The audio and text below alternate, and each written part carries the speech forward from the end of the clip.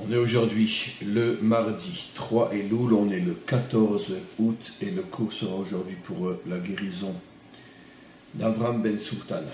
Comme on l'a annoncé, on commence aujourd'hui un cours qui va nous accompagner au moins jusqu'à la fête de Rosh Hashanah, donc pendant 4 semaines, 4 cours. C'est très peu effectivement pour véritablement aborder le sujet. Peut-être, je pense, j'imagine, je suis presque sûr que les quelques jours avant Rosh Hashanah, on consacrera peut-être encore plus de cours à cette fête. Mais quoi qu'il en soit, on commence aujourd'hui donc un Mahamar de Chassidut qui va nous permettre de rentrer plus profondément dans le sens profond, caché de cette fête. Alors, on va faire comme on a l'habitude. Je vais d'abord lire quelques lignes, je vais donner la référence pour ceux qui sont capables par eux-mêmes d'étudier ou de réétudier le texte en hébreu. Et moi, je vais donc lire quelques lignes, je vais traduire et on va expliquer au fur et à mesure. Donc, c'est un Mahamar de Chassidut qui se trouve donc, qui s'appelle Yivchar Lanu et Nachalatenu, Yom Bet de Rosh Hashanah, l'année Tafshin Kaf Gimel. On commence directement au Perek Gimel. Il est évident qu'on ne peut pas faire le Mahamar entièrement car il nous faudrait plusieurs centaines d'heures.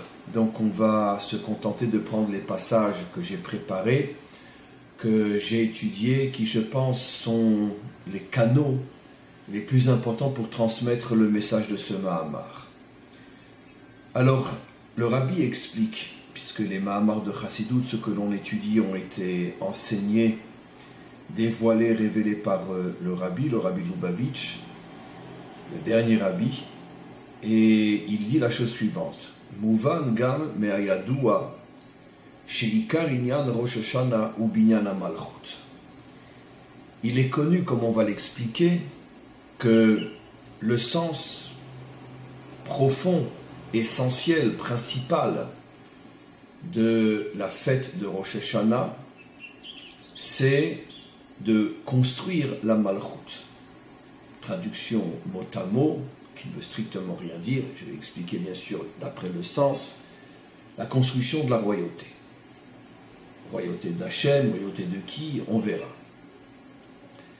Il est vrai que le principe de la royauté est un principe fondamental dans le judaïsme, puisque c'est justement la Malchut qui illustre et définit ce que sera la délivrance finale, c'est-à-dire la réalisation du but de la création tout entière.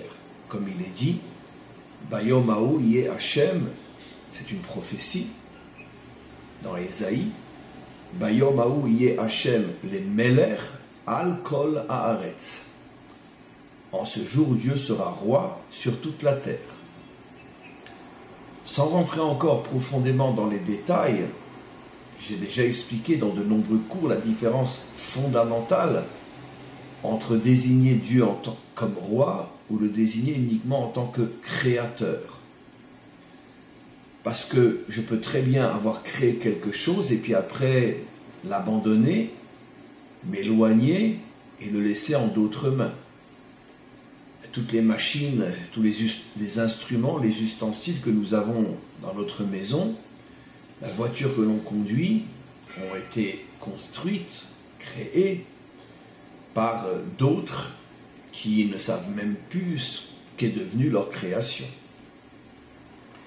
Dire de Dieu qu'il est un créateur, c'est déjà pas mal. Mieux vaut dire que le monde a été créé par Dieu que de dire qu'il est le fruit du hasard, comme les imbéciles qui se prétendent des savants. Mais quoi qu'il en soit, même si c'est un peu mieux, c'est encore loin, très loin, infiniment loin de la vérité. Puisque si Dieu a créé ce monde et l'a abandonné, si ce n'est plus lui directement qui le dirige, alors quel intérêt? Pourquoi l'a-t-il créé? Dire de lui qu'il est roi, un roi est un dirigeant. Un roi est présent. Un roi est impliqué.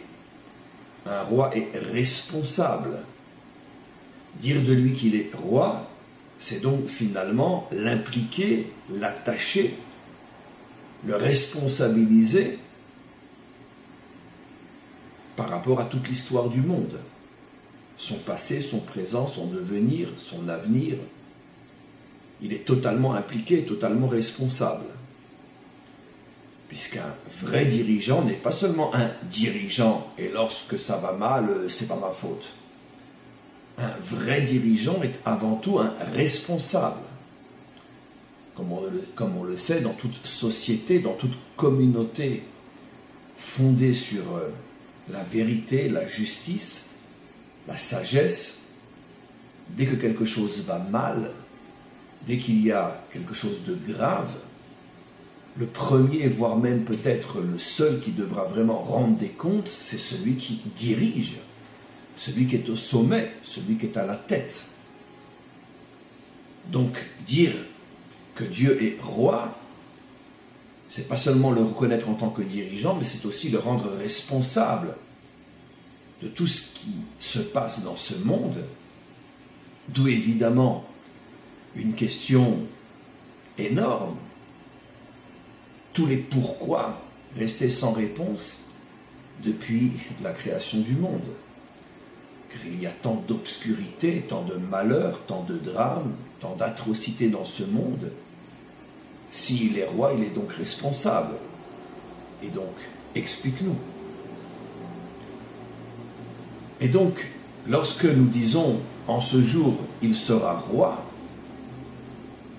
c'est bien évidemment pour nous faire comprendre qu'en ce jour, au moment de la délivrance, tous comprendront effectivement qu'il était roi, qu'il était responsable, parce que tous comprendront le sens profond caché de l'histoire.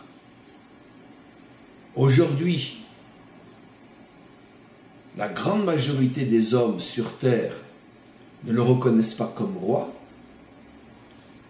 On peut dire que très globalement, l'humanité se divise en quelques catégories qui sont soit ne plus croire en rien.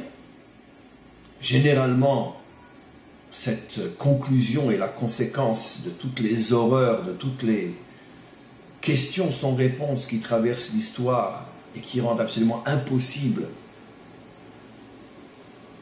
la croyance, admettre qu'il y ait un Dieu présent qui dirige et qui soit responsable. Donc, il n'y a rien. Soit la plupart des autres religions qui ont en commun, avec toutes les nuances bien sûr, que son royaume n'est pas de ce monde. Les spiritualités asiatiques, qui reconnaissent une source spirituelle, voire peut-être même créatrice, mais qui est complètement déconnectée de ce monde. La religion chrétienne, avec toutes ces nuances qui vont d'une extrémité à l'autre, mais qui malgré tout se rejoignent tous dans le fait que ce monde n'est pas vraiment entre les mains d'un roi que l'on pourrait appeler Dieu, avec, je le sais, toutes les nuances. Croyez-moi, je connais très très très bien dans toutes ces nuances les plus subtiles tous les aspects du christianisme, sinon je ne me permettrai pas d'en parler. Je dis bien avec toutes les nuances, mais malgré tout, tout esprit sincère et honnête reconnaîtra ce que je dis comme étant vrai. Il y a d'autres religions, bien évidemment, où là c'est un peu plus compliqué, parce que l'islam, à titre d'exemple, bien évidemment que c'est une approche spirituelle qui reconnaît, qui voit Dieu partout présent dans ce monde comme étant le grand dirigeant du monde. Mais là, il y a un autre problème qui n'est pas du tout celui que je vais aborder. Je préfère rester dans la première catégorie de ceux qui, ou de celles des religions, des spiritualités qui ne reconnaissent pas vraiment Dieu comme roi, parce que justement c'est incompréhensible. Comment est-il présent? Dans l'islam, avec toutes les nuances qu'il faut apporter, avec toutes les excuses que je dis auparavant, parce que effectivement je vais englober quelque chose d'immense en quelques phrases, et donc c'est absolument évident qu'il faut nuancer tout ce que je dis. Mais quoi qu'il en soit, ce que je dis reste vrai. Là, le problème, il est, on pourrait dire, à l'inverse, l'autre extrême. C'est qu'il est tellement présent qu'il n'y a plus de place pour l'homme.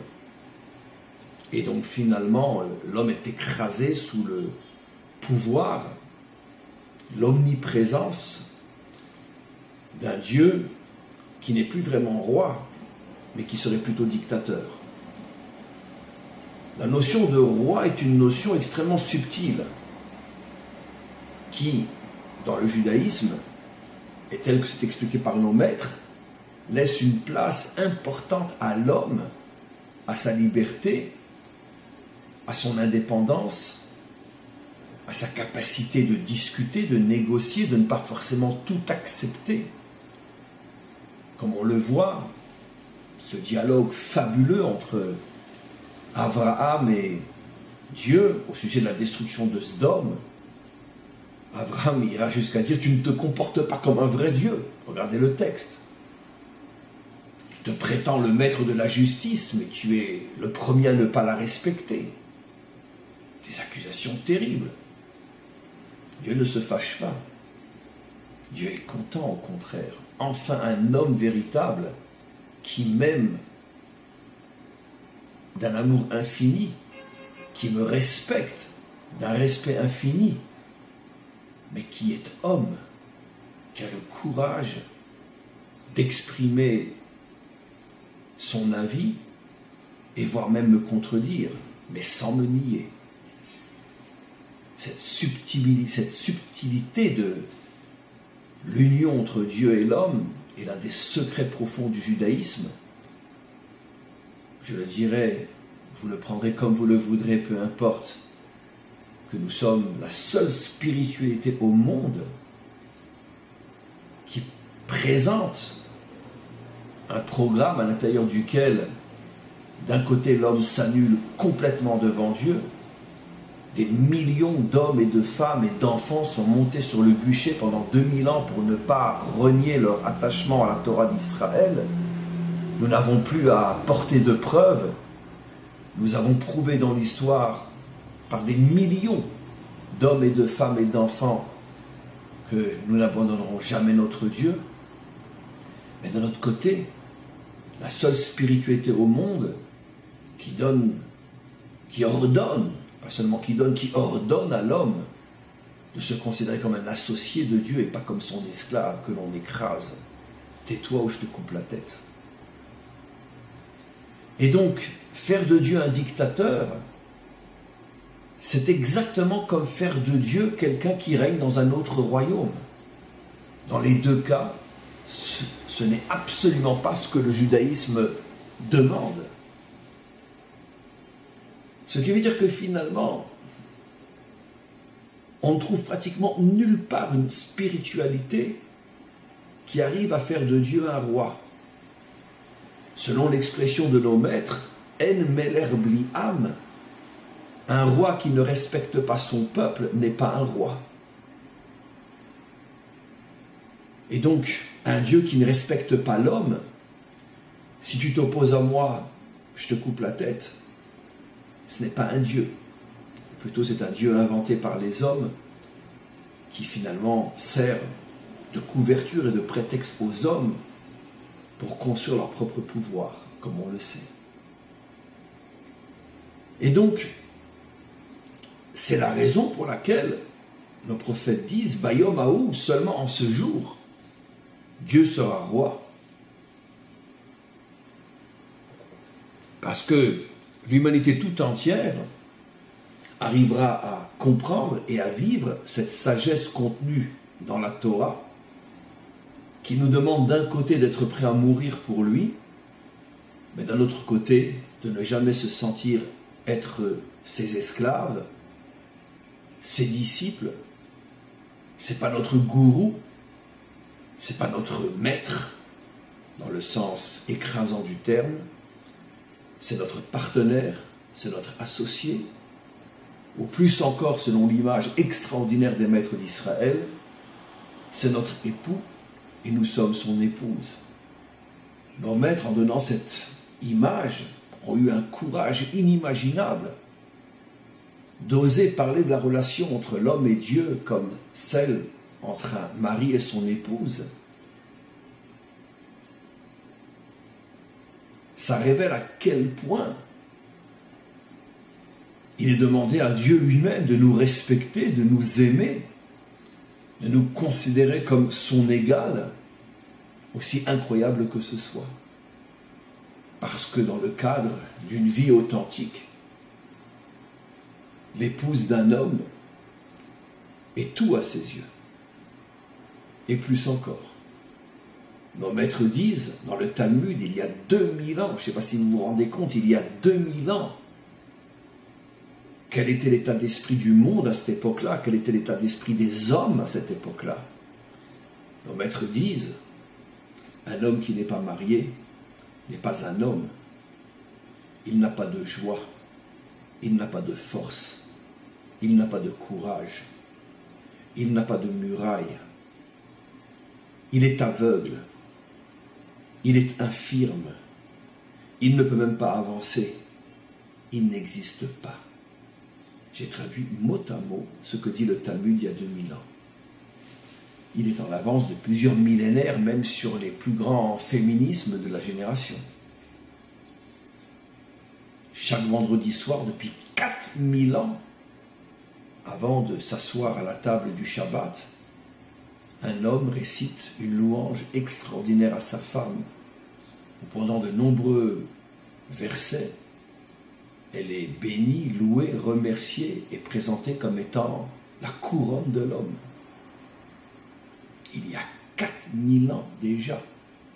Pas tout à fait, pardon. C'est un poème qui a été écrit par le roi Salomon, donc il y a à peu près 2800 ans. Pas 4000 ans, pardon. 2800 ans. Et c'est déjà pas mal. 2800 ans. Comment un homme considérait sa servante femme il y a encore ne serait-ce que 200 ou 300 ou 400 ans? Vous imaginez un homme qui se met à table il y a 2800 ans et qui refuse de se mettre à table avant d'avoir expliqué à sa femme, et ceci chaque semaine pendant des décennies, quelle est la couronne qui est sur sa tête? À la rigueur, les premiers jours du mariage, je veux bien, mais 50 ans après, arrête, je t'en supplie. Oui. Voilà comment l'homme juif est éduqué. Mais après 50 ans de mariage, on lui demande de dire à sa femme toutes les semaines, tu es la couronne qui est sur ma tête. Donc, bref, comme je commençais à le dire, la raison pour laquelle il est quasi impossible de reconnaître Dieu comme roi dans ce monde, soit on l'exclut de ce monde, soit on exclut l'homme de ce monde, les deux extrêmes qui se rejoignent, c'est tout simplement parce que c'est très difficile, finalement, de le reconnaître comme roi. Il y a trop de questions sans réponse, il y a trop de choses que l'on ne comprend pas, et ça sera l'un des tafkids, l'un des projets essentiels du Mashiach, c'est finalement d'apporter une telle lumière dans le monde que toutes les questions seront résolues, seront répondues, ou selon le cours que j'ai donné hier, la clarté sera tellement grande qu'il n'y aura même plus de questions. Et à ce moment-là, l'humanité tout entière pourra effectivement le reconnaître comme le roi du monde. Alors, revenons à ce que dit le texte. Le texte explique que Rosh Hashanah, c'est donc le jour où l'on construit la Malchut. Dire qu'on la construit, c'est dire qu'elle n'est pas encore terminée. On ne peut pas habiter un immeuble, une maison, tant qu'elle est en construction. Donc, qu'est-ce que nous révèle le Rabbi ici? C'est que pour arriver justement à ce que la Malchut puisse se dévoiler, il faut la construire. Car le judaïsme refuse l'idée de temps messianique, magique, où tout d'un coup, le Messie descend sur son cheval blanc, et puis, miraculeusement, tout est arrangé. Pour nous, la venue du Messie se prépare pendant des siècles, pendant des millénaires, et il n'est que l'aboutissement d'un travail que le peuple juif réalise, construit tout au long de l'histoire. D'une certaine manière, c'est lui qui vient apporter la clé pour rentrer dans la maison. Mais la maison aura été construite par des millénaires d'histoire, où chaque homme aura œuvré avec ses mains pour construire la Malchoute. Disons que le Mashiach nous fera rentrer dans la maison royale. Mais c'est Israël qui, pendant des millénaires, construit cette maison. Alors maintenant, pourquoi précisément la fête de Rosh Hashanah est sous le signe de la construction de cette maison royale? Finalement, construire la Malchoute, construire le palais. Une question simple, mais à laquelle j'ai déjà répondu. Le rabbi aurait dû nous expliquer que Rosh Hashanah est le jour où on commémore la création du monde. Mais pourquoi la construction de la Malchoute? Puisque la construction de la Malchoute, c'est la réalisation finale. Or, à Rosh Hashanah, on commémore la création elle-même, même si, comme on le verra, c'est la création de l'homme plus que la création du monde. Mais quoi qu'il en soit, c'est la création. On n'est encore qu'au début à Rosh Hashanah. Alors évidemment, la réponse est tellement évidente, et la question n'était que pour la donner, cette réponse. En vertu du principe fondamental, sauf ma'aseh be'machshava trila, tu dois savoir dès le départ où tu vas. Tu ne peux pas improviser. Si dès le départ, le projet final n'est pas clair, tu ne commenceras jamais. Ou même si tu avances, tu avanceras toujours dans le mauvais sens. Et finalement, tu vas piétiner, tomber, trébucher, et tu ne vas rien construire. C'est pour ça que nos maîtres nous disent, sauf ma'aseh, be'machshava trila. Ne commence jamais rien sans savoir clairement et précisément où tu vas. C'est pour ça que Rosh Hashanah n'est pas le jour qui commémore la création, mais le jour qui nous rappelle le but final de la création, qui est le dévoilement de la Malchoute. Et c'est la raison pour laquelle chaque Rosh Hashanah, nous avançons dans la construction de ce palais, nous reprenons conscience que le but véritable de chaque vie, la raison d'être de chacun d'entre nous, c'est afin d'apporter sa pierre dans la construction de ce palais qui se trouve dans ce monde, palais dans lequel le maître du monde pourra rentrer, sera reconnu comme roi sur toute la terre, maître palais qui sera ouvert avec la clé qui n'a été confiée qu'au Mashiach, mais dans une maison construite par tout Israël durant toute l'histoire. On continue. Kema'amar Razal, c'est ce que nos maîtres enseignent dans le Talmud, pour nous faire comprendre que Rosh Hashanah nous parle du but à atteindre, et pas seulement de la création en tant que telle.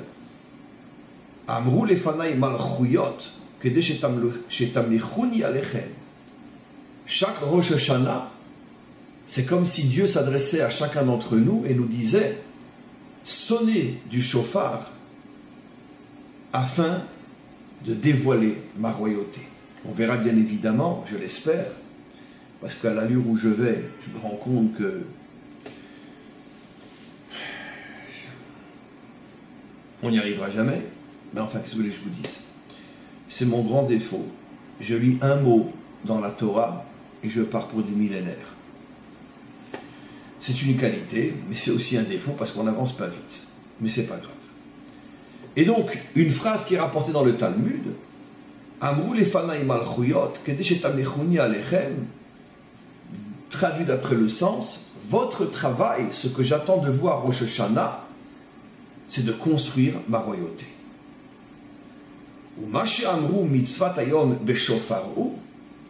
Et nos maîtres continuent, complètent cet enseignement et disent, et comment on construit cette royauté?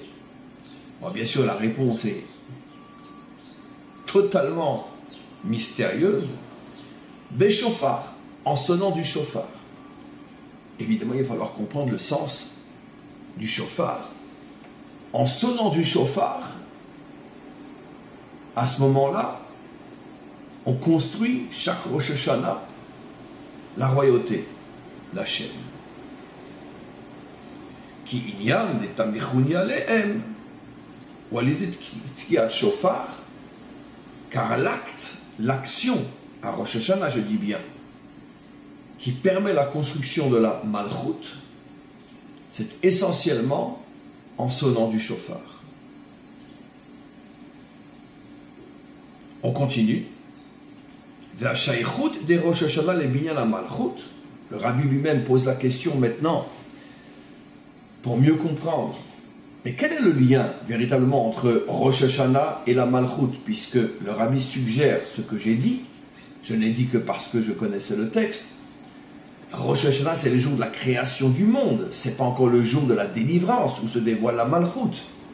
J'ai déjà répondu à cette question, mais voyons ce que le rabbi dit. Quel est le lien entre Rosh Hashanah et la construction de la Malchut? Les fiches Rosh Hashanah ou Chidush Maaseh Bereshit. Je vais lire, mais là on va devoir s'arrêter, c'est la deuxième partie du cours. Parce que Rosh Hashanah se renouvelle la création tout entière. Que Moshe Omrim, comme ce que dit le verset, Zehayom Trilat Maasecha. Chaque Rosh Hashanah, c'est comme si la création recommençait à nouveau depuis le départ. Shebechol Rosh Hashanah mitavim kol haolamot, car effectivement, il y a un renouvellement de la création tout entière à Rosh Hashanah. Mechadesh ke Moshe bepam harishona, le même chidouche, le même renouvellement qu'aux premiers instants de la première création. Vainyanhu, c'est-à-dire comme on le sait, le renouvellement n'est possible que par les énergies dégagées par la sphira de la Malchut elle-même. Là, ça se complique. Et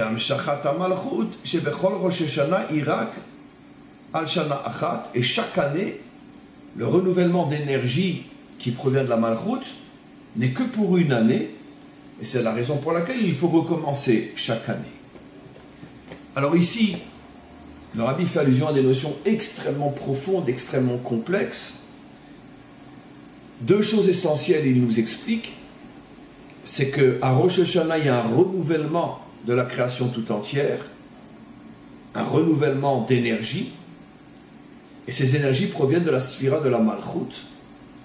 La Malchut, à la différence de tout ce que j'ai expliqué pendant la première partie du cours, n'est pas seulement le but final, c'est-à-dire la reconnaissance de Dieu en tant que roi. La Malchut, c'est aussi une réalité énergétique à laquelle est enracinée la création, dans laquelle est enracinée la création tout entière, et toutes les énergies, jusqu'alors aspect matériel, toutes les énergies qui sont dans la création tout entière ont pour source les énergies spirituelles de la Malchut.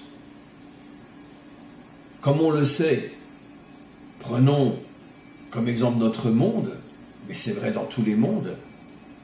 On le sait aujourd'hui, il aura fallu attendre des millénaires pour le savoir, que la matière elle-même, le dur, le toucher, n'est qu'une illusion par rapport à ce que nous ressentons, que 99,99999% de la création tout entière, y compris dans ce monde matériel, ce ne sont que des énergies.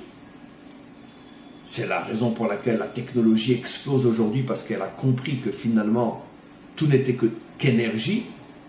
Et la science commence à savoir utiliser les énergies, c'est pour ça que le monde se développe à une rapidité comme jamais dans toute l'histoire humaine. On ne peut même pas déjà prévoir ce qui nous attend, tellement c'est fou. Et on se rend compte que finalement, de plus en plus, des choses colossales reposent sur de l'immatériel total. On ne touche plus rien, on ne voit plus rien. Et on est encore la génération qui va connaître l'ordinateur virtuel, le téléphone virtuel, la montre virtuelle. On appuiera sur un bouton et tout d'un coup, on voit l'heure se dessiner devant nous. On est dans la rue, on a besoin d'envoyer un texte, on appuie sur un bouton, il y a un ordinateur virtuel qui se présente devant nous, même dans les airs, et en marchant, on tape. C'est déjà en projet. C'est que des énergies. Et donc, le monde se transforme d'une manière terrifiante, tellement c'est énorme et tellement ça va vite, au fur et à mesure qu'il comprend que tout n'est qu'énergie.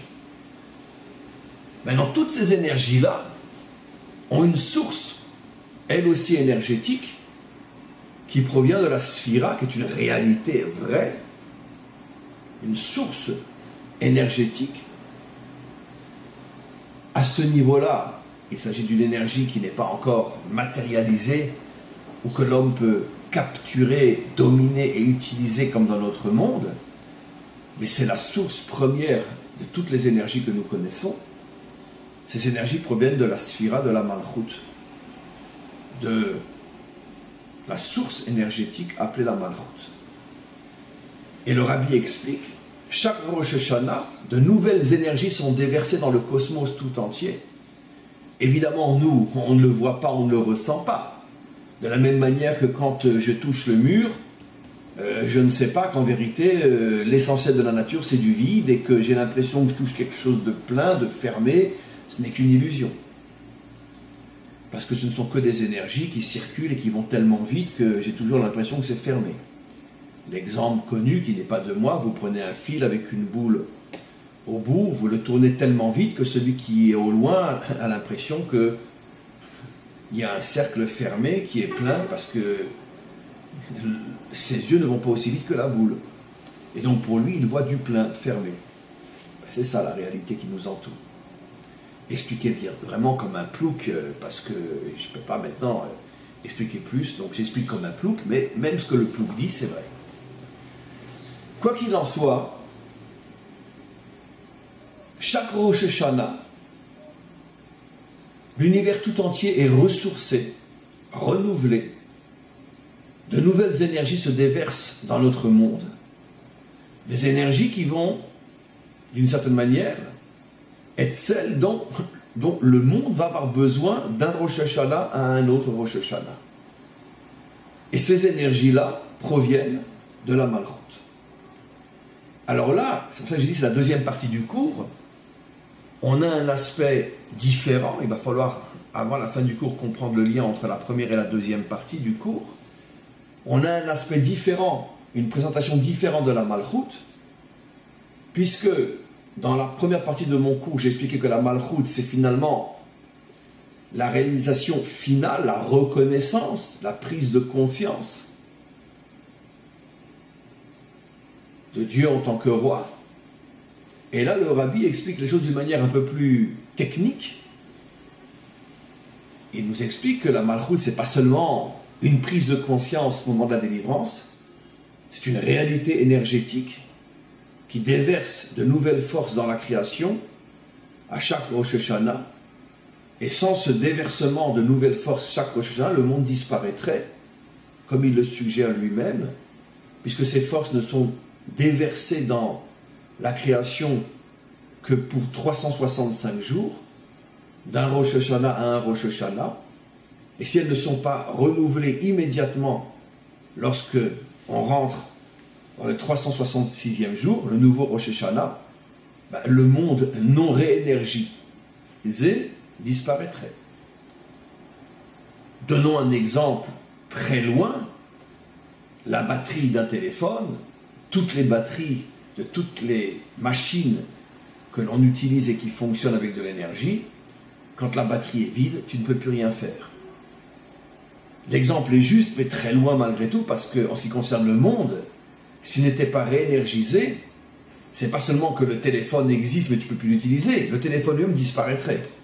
Parce que l'énergie qui est dans la création n'est pas seulement celle qui lui permet de fonctionner, mais c'est celle qui lui permet d'exister. C'est-à-dire que s'il n'y a plus d'énergie, non seulement le monde ne fonctionne plus, mais il n'existe plus. Ce qui veut dire qu'à chaque Rosh Hashanah, si j'ose dire, le monde se trouve en danger. Est-ce qu'il va être à nouveau alimenté? Alors évidemment, il est alimenté. Nous, on n'a même pas le temps de se rendre compte qu'il y a eu quelques secondes, entre parenthèses, dangereuses, parce qu'évidemment, Dieu est au-dessus du temps et son énergie est au-dessus du temps. Les choses sont réénergisées immédiatement, et donc on n'a même pas le temps de se rendre compte de ce qui s'est passé, bien évidemment. Donc c'est un aspect, une présentation très différente de la Malchoute maintenant. Quel est le lien entre les deux explications?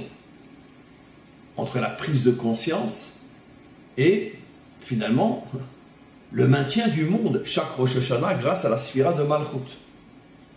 Autre question, pourquoi c'est précisément cette Sphira? Comme on le sait, il y a 10 Sphirotes. Il y a 10 sources d'énergie fondamentales. Pourquoi c'est la Sphira de Malchoute, précisément, qui est préposée au maintien et au renouvellement du monde à chaque Rosh Hashanah? Alors évidemment, ça va être expliqué un petit peu plus loin aussi, dans son langage à lui. À notre niveau, puisqu'on n'est pas encore dans les lignes qui vont suivre, on peut expliquer les choses de la manière simple et suivante. Un vrai dirigeant, un vrai roi, je n'ai pas le mot roi en français parce que ça nous amène tout de suite au roi soleil,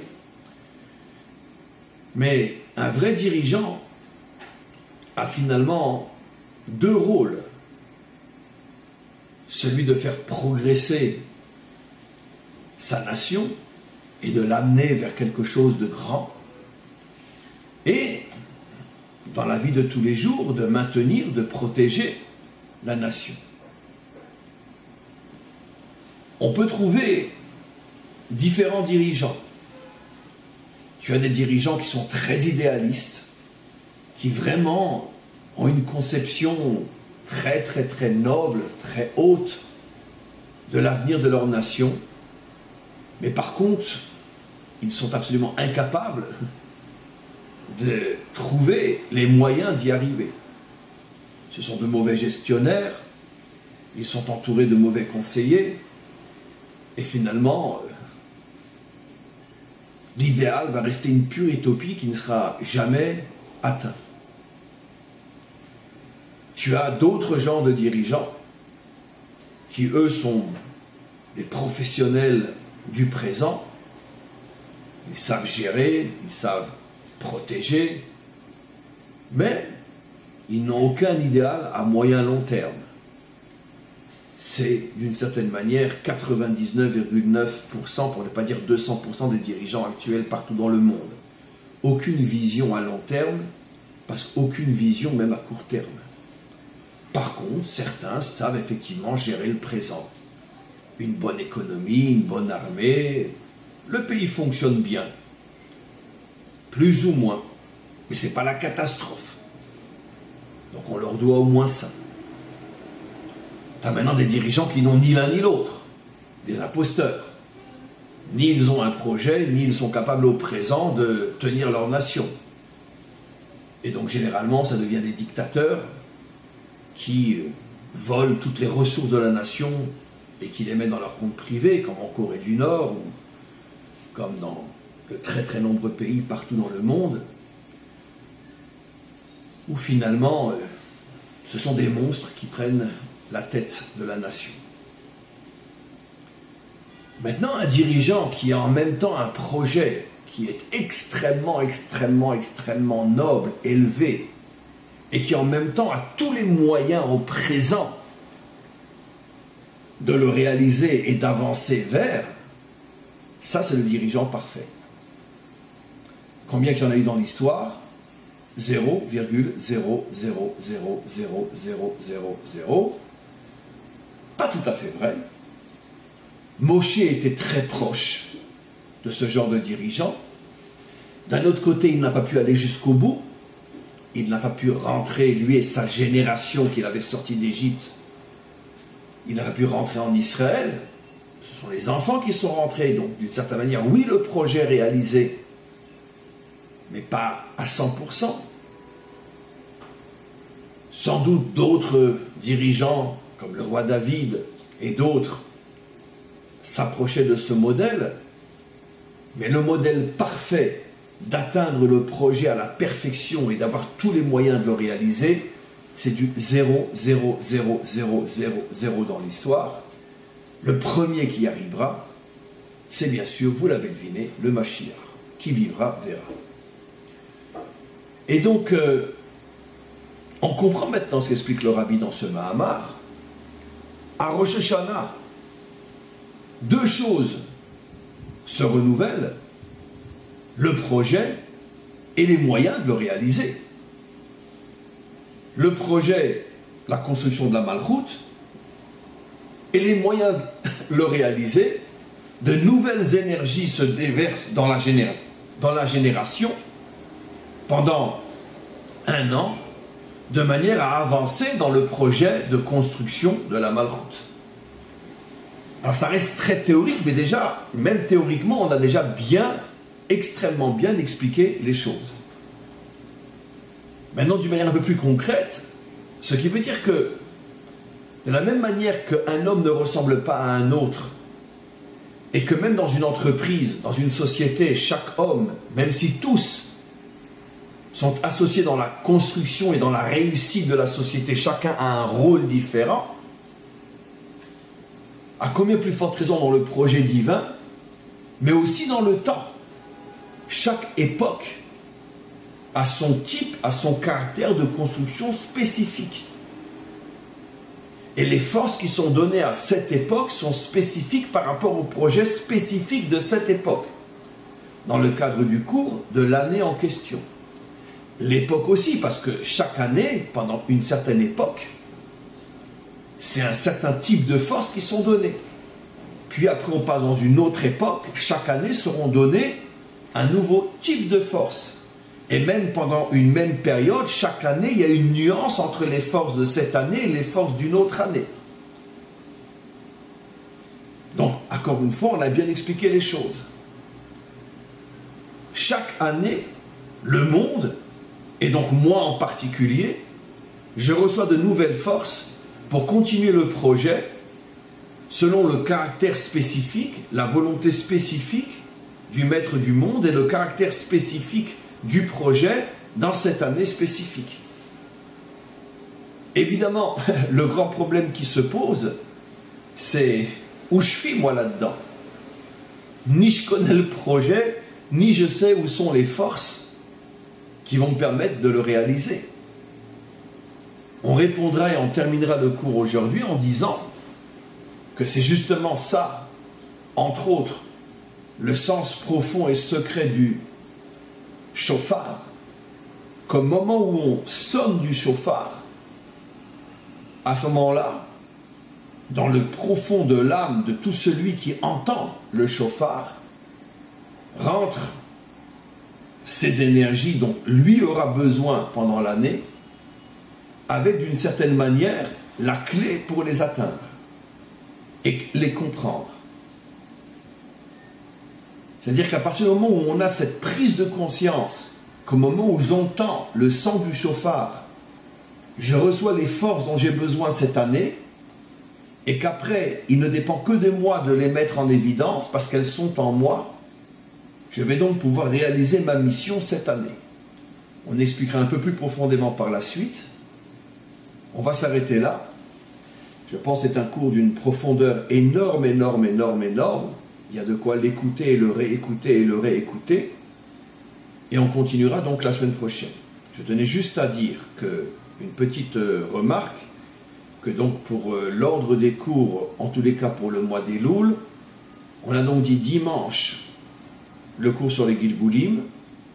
Le lundi, je reprends l'étude sur le livre de Ruth. J'ai complètement oublié qu'on n'avait pas terminé, donc pour l'instant on le reprend. Le mardi, le cours sur le Mahamar, et le mercredi, le cours sur la paracha, généralement lié avec un texte du Zohar. Comme je l'ai annoncé hier, demain, il n'y aura pas cours, parce que je donne 2 autres cours, et le matin et le soir, dans une autre ville. Et donc, finalement, on perd un cours pour en gagner 2, qui seront sur le site aussi. Donc, en ce qui nous concerne, nous, c'est le dernier cours du matin aujourd'hui. À tous et à toutes, une très très très bonne journée. Je vous invite véritablement à écouter et à réécouter très profondément le cours d'aujourd'hui qui est très très important. Et à très très bientôt, on se retrouve, vous me retrouverez avec d'autres cours qui seront mis sur le site bien évidemment avant dimanche prochain. Mais en ce qui me concerne, vous me retrouvez si Dieu veut dimanche prochain. À tous et à toutes, une très très bonne fin de semaine.